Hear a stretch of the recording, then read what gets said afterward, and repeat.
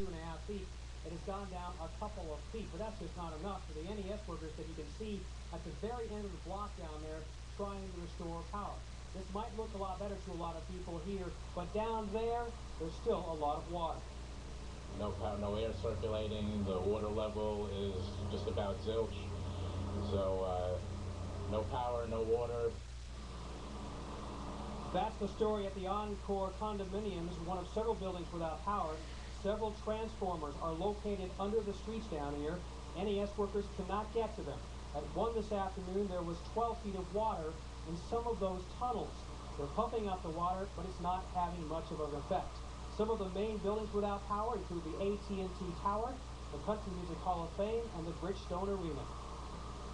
And the prognosis is until the water recedes, we cannot get in there and access that equipment to turn anything back on. We're hoping that maybe by Friday we can do that. That's just a guess. So what you're seeing now is a live picture of NES. They're at Broadway at 2nd Avenue. They are pumping water out of these tunnels, hoping that the water will recede and they can get down to some of this equipment and make some repairs. Friday, at the earliest, they say, is when power will be restored. We're hearing from some folks, though, that it could be as late as Sunday. Reporting live from downtown Nashville, Mark Bellinger, News Channel 5 HD. In East Nashville, power is the last thing most people are thinking about. As News Channel 5's Amanda Hare explains, most people are still battling floodwater. And it's a waiting game for folks here on Brittany Drive who still have standing water in their homes and simply can't begin that cleanup process until it's all gone. A scarce few were brave enough to wade chest deep through water to clear out their homes yesterday. Anthony Knox says dozens of volunteers were in his neighborhood helping folks move out as much as they could. All over this area, we've run into young couples who just moved in, spent a lot of money on renovating their homes, who are now looking at a total loss. Anthony Knox says without flood insurance, he doesn't know how he'll rebuild his life. We pulled just about everything out of there. Everything except washer that was already in the water and dryer. And with the refrigerator full, we poured them out anyway. So. And we've seen police patrolling all of these neighborhoods. They say their main concern now is looting. They say that thieves see a prime opportunity when the house is empty and the water is gone.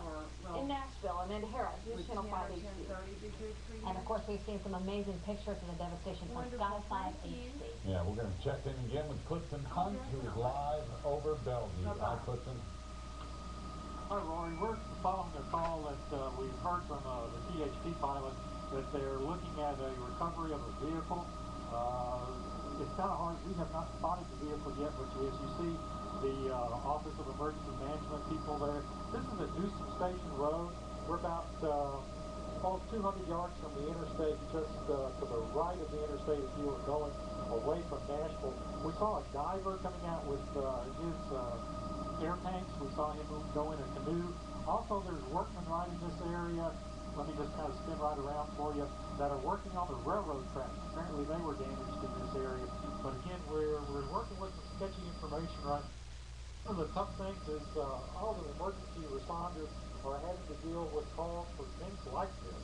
And so they have to check each one of them out. And that's what we're doing right now.